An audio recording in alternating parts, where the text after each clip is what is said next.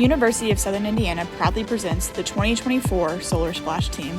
The University of Southern Indiana Solar Splash Team is made up of multiple disciplines within the department. The 2023 team was able to improve the ranking going from Boat 12 to Boat 3, earning 3rd place overall, 3rd place in qualifying events, 3rd place in slalom, outstanding hull design, and most improved team. While the team had quite the improvement at competition, there were still many things that needed to be improved on for this year's competition. The team this year was made up of 2 faculty members, 4 mechanical engineers, 6 electrical engineers, and 1 civil engineer. For the 2023 competition, the team brought an entirely new hull and it performed admirably, being stable, nimble, and reliable. The hull proved to be durable and the team decided to continue upgrading it for 2024. The changes the team made are a new cockpit and the addition of turn fins. The main characteristics have not changed for 2024. The hull is still a 10-degree V planing hull, and the total length is 12.5 feet. The construction is of 1/4-inch marine plywood, using a stitch and glue method to achieve complex curves with simple tools. The transom, sides, and bottom are covered in 6-ounce fiberglass reinforcement. The rest of the boat is waterproofed with epoxy resin and painted in total boat wet edge topside paint. The unusual gunwale of the hull is to reduce the wood usage and thereby reduce weight. The resulting cavities double as emergency flotation. The overall dimensions is the length of 12.5 feet, the width of 3 feet, and the height of 2 feet. All are within the requirements for the competition. The redesign of the cockpit is mainly due to the discomfort of the drivers during the endurance races in 2023. Wakes during the endurance event would cause small amounts of water to splash into the front panel and then roll back under our dash onto the driver's legs. Over 2 hours, this becomes irritating. The drivers were also unable to extend their legs forward, adding to the discomfort. This was coupled with minimal back support from our kayak seat. To solve these 3 problems, we built a handcrafted cockpit for 2024. We did this using the same technique of stitch and glue from the rest of the boat to create functional and visually pleasing curved panels.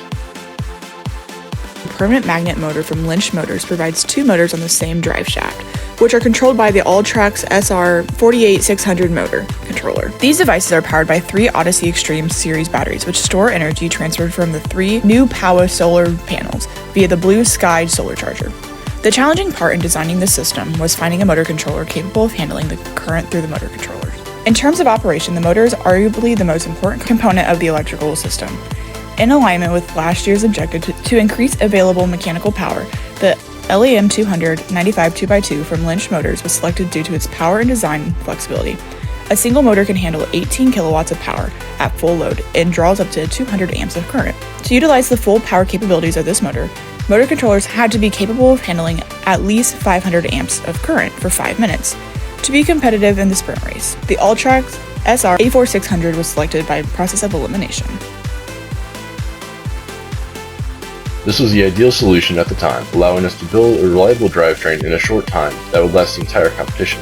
While durable, the drivetrain left much to be desired. Most importantly, it did not allow for gearing changes. The motor was directly coupled to the drivetrain, so the only adjustment we had to work with was the propeller choice. That was difficult because the old drivetrain used shear pins, which are no longer standard for propeller mounting. The weight and size of the drivetrain was also not ideal, as the propeller was too deep in the water and the whole system was built from heavy 1960s aluminum casting technology. Considering the team wanted a lighter, modernized drivetrain, we needed to abandon the 2023 drivetrain entirely. Because of how easy constructing the 2023 drivetrain was using an existing gas blower unit, we started searching for another blower unit that would fit our requirements. We found the Hankai 6 horsepower 2-stroke outboard to be optimal for its price, size, and weight. It has modern spline propeller mounting, trim adjustment, and an excellent platform to mount our chain drive onto. With this drivetrain, we do not have to worry about finding parts as it's still in production. We moved the motor inboard and rotated it 180 degrees to lower our center of gravity, creating room for a sprocket drive so that we could easily modify gear ratios between sprint, slalom, and endurance races.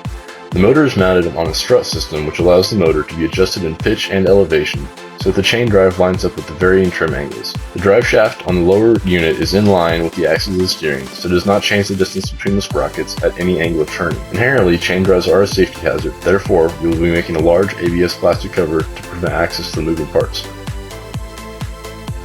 This year's solar system utilizes 2 different types of rigid solar panels from the new POWA, the same panels we used last year. These panels were similar in both power and size, supplying 210 watts and 220 watts of power. respectively, containing 1,700 square inches of surface area individually. In total, 3 panels are being used, which came with their own mounting frames, saving time and energy during the design and implementation process. To address last year's issue with low panel voltage, the USI Solar Boost 1524iX Boost Charge Controller replaced the previous year's RV-R600 Renogy MPPT. It is rated to withstand 20 amps of current and charge a 12-volt battery. Utilizing a boost charger controller allows for the continued power generation to occur when environmental conditions are unfavorable. In comparison to previous year's design, the new boost charge controller occupies less space. This was critical since the solar system contains more than one charge controller wired in parallel with each of the batteries. Because this new configuration was unfamiliar, preliminary testing was conducted to verify that no damage would occur to the hardware involved.